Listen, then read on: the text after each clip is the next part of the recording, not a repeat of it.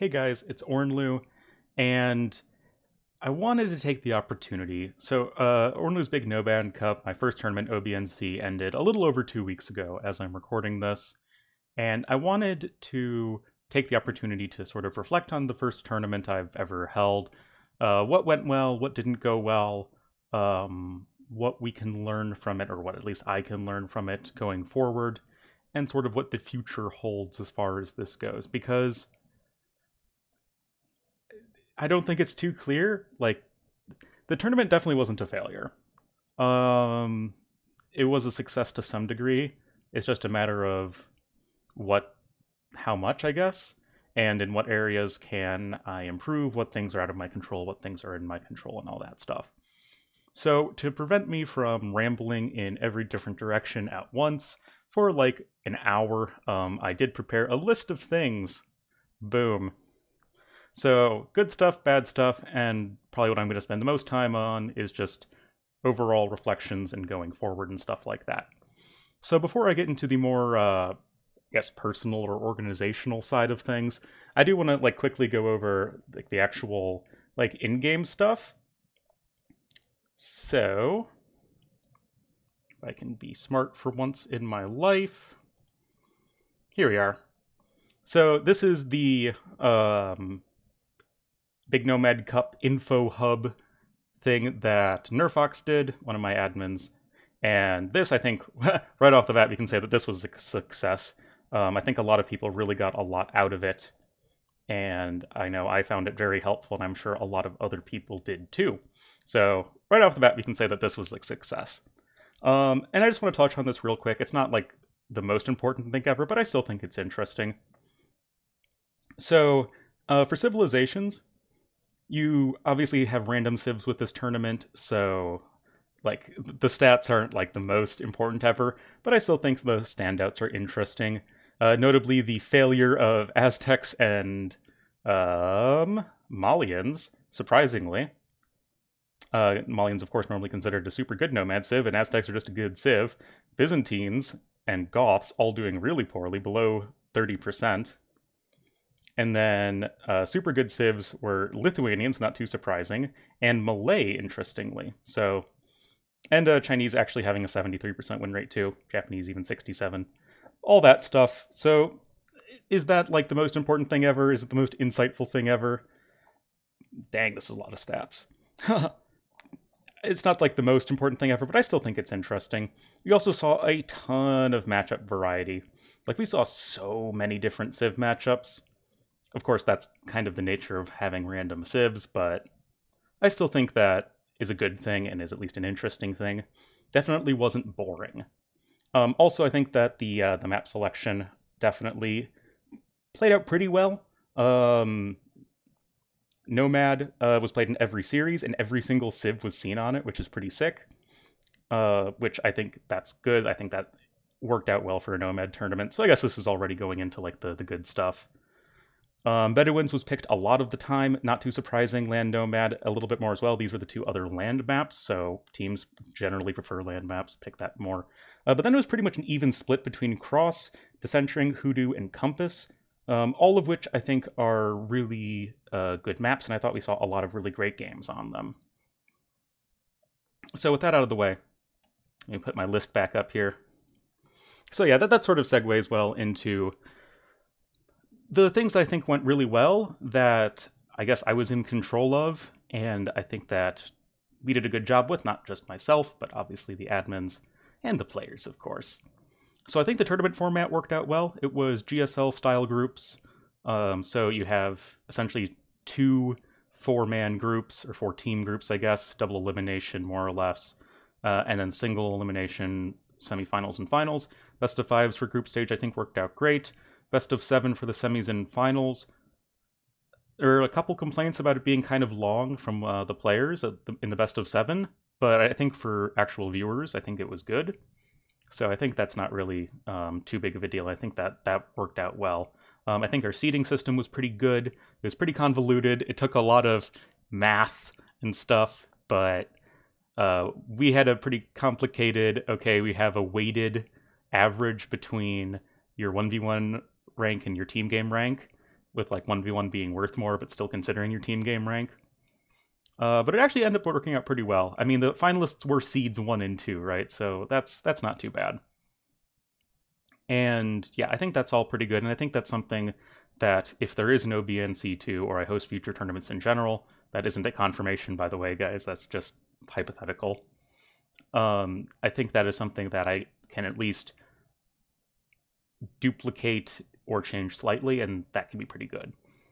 Game and map settings, I think pretty similar. Like I said, I was really happy with the maps. I think we had a lot of really great, diverse maps. Like, all the maps felt different, which I think was something that was really important to me, and we saw all of the maps. It's not like we had maps that were just never picked. So I think that's really good. I think the like the sling settings and like the nomad style settings for like no villager fighting, I think that all that worked out well too. And the civ settings, random civs, I think it did work out well. I don't think there was anything that was just like purely decided based on the civs, and I think it led to a lot of really interesting games and a lot of really unique scenarios. So I think that was good. I do think that there are things you can do in the future, or I guess we can do in the future, in terms of making it a little bit less random. And there are different ways of going about that, and I can talk about that in another video. So it's not like we need to have like completely random civs again. I just wanted something that was simple, and I think it worked out. I think it was, it was fine. And I think the most important thing in terms of this being a positive for me personally is I hosted a tournament, and it happened, right? And that's not an easy thing to do. It was a lot of work, but I had a ton of help, and people seemed to enjoy it. And I think that the most important thing is I got a product, I thought of it, and then I made it happen. And just all of the things I've learned along the way when it comes to organizing and hosting something, I think no matter what happens going forward, I think that's it felt very useful to me. And I think my admins had a similar experience, so I think that's really good. And I think that, yeah, there's so much I can take away from this tournament when it comes to just organizing things. So with that, oh yeah, I guess I just wanted to point out the quality of the games I thought was excellent. Regardless of anything else, when it came to like bad stuff or awkward stuff or weird stuff, the quality of games was really good. Like, almost every series was at least like had good games. And if you judge a tournament based on if you're watching the tournament, are the games you're watching good? Are they interesting? Are they competitive? Are they like legitimate in terms of like having competitive integrity? I think we honestly nailed that really well. And I think that if you were watching the games, you were probably having a good time and being interested and engaged by the settings and stuff. So I think that's all quite good.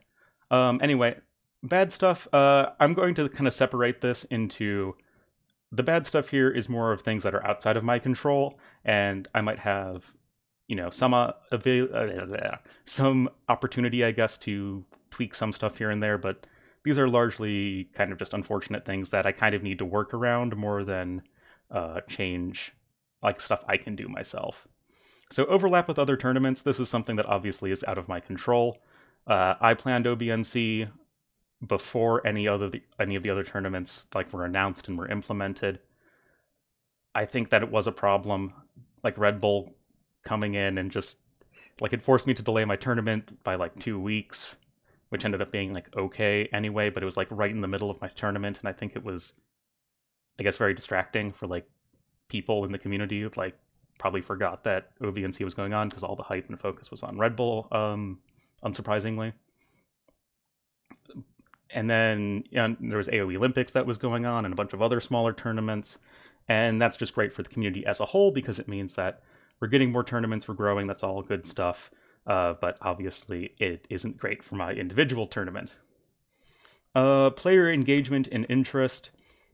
It was the first tournament I've organized and there wasn't a big prize pool. I think the prize pool was fine.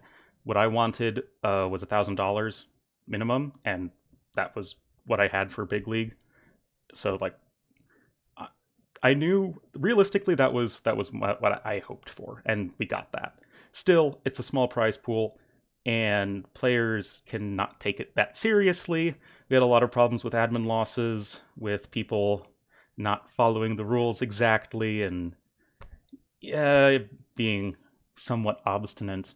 Like, most everybody, like, most of the time was okay. It was just a matter of it being a rather large, challenging environment because we have so many different time zones, so many different players, and scheduling stuff is really hard, which is another thing I put. Like, scheduling 4v4s, like, across the entire world is rather difficult.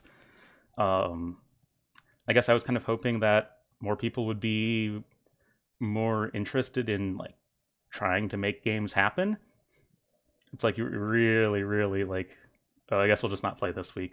I guess we'll just play next week, which is kind of unfortunate, and I kind of wish that there was a bit more, okay, we'll schedule our games in the next few days. But I understand with a lot of these people, they just don't have that option because they have work and stuff. But I guess in a related note, I was also satisfied with the level of skill in terms of the signups. It's pretty much exactly what I expected. Mostly like the upper tier teams that aren't quite the tier 1 teams, with a few like smatterings of like top 10, top 15 players, and that's exactly what we got. And I think that that's pretty much what I expected and was satisfied with it. So like, yeah, that's like a little bit of a problem, and I think a lot of like contingency scenarios are things that I can work towards and just figuring out how exactly we organize this. But that's where a lot of the experience comes in, and I'm sure I will personally do better going forward. And then Rex and game stability. There was the whole debate internally in my little noggin about, okay, do I do this tournament with live games or do I do Rex? So the problems with Rex are that it's less hype, and people are generally less interested, and it means that large streamers that are players cannot stream their games. The upside is that I can make a very consistent schedule, and I can make a consistent show, so to say, and like any admin problems are resolved. You don't have to deal with restarts or like bugged maps or like, oh, these two players built their TCs right next to each other, so we have to restart, and that delays things another hour. So like, when I was able to put on the shows for OBNC, like they happened and they were more or less smooth. The downsides to having Rex, I thought would be worth it. Maybe it was, maybe it wasn't. I mean, it's like a what if I just did the games live. I do know that if I were to do games live, especially with all of the other tournaments going on, there were conflicts. There were 100% conflicts when it came to games that I couldn't cast all the games, or I'm casting like Deathmatch World Cup, and then there's like a game for my tournament going on, and obviously I don't want stuff to be overlapping because that's not good for anybody. And then there's a matter of like, things can be happening at really weird times. They can be happening last minute. I might not be personally able to cast something, and I wanted to make sure I could cast all the games for my tournament. Again, there are pros and cons. I'm not too sure, what the correct answer is. I mean, I can only go off of what I did. And I think that brings us to the more, I guess the most important thing going forward. Overall, what did I think of my tournament? I think that the tournament itself was fairly good. Like I said, I think the quality of games were great. I think that we had a lot of little humps when it came to like making stuff happen, but that's not surprising, and it's to be expected. It's my first time doing this. It was most of my admin's first time doing this. But I think we did a pretty good job of like putting out a product that I'm proud of. And at least to me, that's something that's really important. You do something, you want to do it well, right? And I think that we did a good job. I think that the biggest problem was just a matter of community interest and viewer numbers, right? There's only so much I personally know. Viewership wasn't great. It was like, okay. Sometimes, like in the beginning, it was better than at the end, which is kind of counterintuitive to at least how I think of things. To give you a better idea, I was getting like 200 to 275 viewers in the beginning stages, like the first few days, and then I was getting down to like 50 to 60 average viewers in like the middle of the tournament, and then I was getting like, I got like 140 average viewers for the grand finals, which is like, eh. From a pure financial standpoint, I put more money into the tournament than I actually got out of it in terms of revenue. So I put probably around $350 into the tournament, just of my own money. And in terms of like revenue I made back in the time span, I looked at it before I started recording this, because planning, I made, I think, $287. So not even in like including like opportunity cost and stuff like that, like it was a net loss for me to organize this tournament. And that's definitely a little disappointing. I think that it's not the fault of anyone other than myself, right? Or just the nebulous world of how things work and how people are interested, that, you know, you don't really have total control over. But it's not the job of any one person in the community, or the community collectively, to like watch my tournament or be interested in doing content for it or whatever. Nobody is like entitled to that. Like, I'm not, and no one other content creator is. Like, if you make a good product, you need to sell that product, and if it's good, then people will, you know, want to continue watching it or making content for it or whatever. And that was definitely the biggest problem. I didn't have a Twitter. I now have a Twitter, by the way. Ornlu AOE. Just one word, but Ornlu AOE. Yeah, that's me on Twitter. And that definitely hurt me a little bit in terms of outreach.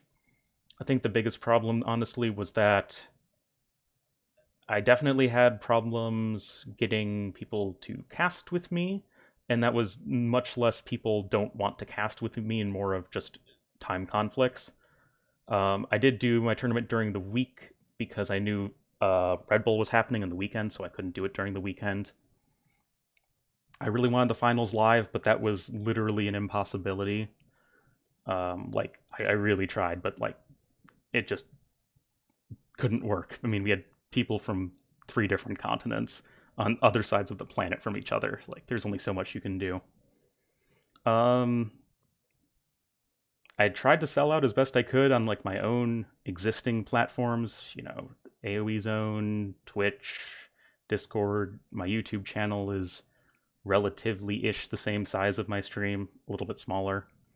And I think I did at least a fairly good job, based on my experience and my budget, so to say.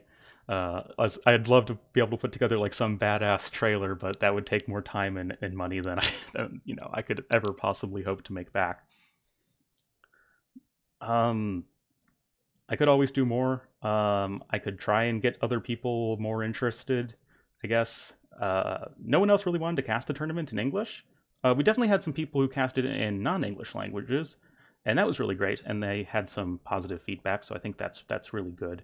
But I guess people just really weren't interested enough in actually like wanting to cast it, or if they were playing in it, like put it on YouTube channels and whatnot. That is in part just something that I knew going into it because of the tournament being in Rex. But I still think that there would have been better opportunity, I guess. Or I could have done probably stuff differently, especially compared to the Empire Wars Duo tournament that Lidacore just finished wrapping up with. And that was like an incredible success, and that had the exact same prize pool as my tournament, right? So obviously there's a bunch of things that are different. There's only so much that's in my control, but obviously there's a difference between getting like 15,000 viewers or something like that at the finals across all the Twitch channels to 140 something that I had. And there's definitely a lot of things I can do differently there. I think a lot of it is stuff that's not in my control, but I think going forward I may have to just make games live, but then that's like, I guess, I don't know. Like, if you're making something live, then there's so many things that can delay things and go wrong, Like, I personally get really frustrated when I'm like waiting an hour for anything to happen. But maybe that's not as big of a problem. I don't really know. Like, this is hashtag unfiltered Ornlu. I'm just thinking out loud and reflecting on things. And I think that 4v4 is really hard to do. Nomad is really hard to do. Like, in my utter brilliance, I chose something really, really hard to do for my first tournament. But I think that it's something that would feel authentic to me, and something that would, like, it wouldn't just be like completely random out of nowhere, at least insofar as like what I've been doing in the community. And yeah, that like made sense to me, and I thought that, okay, there's never been a 4v4 tournament on DE, there's never been a Nomad tournament, and I do think that there was a niche there, and I think that people were interested. I think that just people didn't know, and I needed to do a better job of getting people to know, whatever means that is. But still, I enjoyed doing it. I found it a fulfilling experience. It's a lot of fun seeing, the exact settings that you want play out. And I think, was the tournament a success? It definitely wasn't a failure. The tournament was by no means a failure. Was it enough of a success? I don't know. Maybe, maybe not. At least in terms of just me learning and getting experience, it was definitely a success. Like, obviously it was not a financial success, but sometimes that you have to do that, right? And I'd love to do it again, but I'm not in the financial position to like just, okay, I'll just turn around and throw another tournament. Like, I cannot afford to do that. And to me, like, the biggest goal is I wanted to get partnered on Twitch, and I applied for my partnership, what is that, a month and 5 days ago, and I still haven't heard back. I don't think I'm going to get partnered. Like, my viewership has just not been great after the tournament, which also is kind of a bit of a downer. Like, my viewership just isn't that great right now. And again, that's not like something I'm entitled to, right? It's not like the fault of people for not watching me, like, shame on you.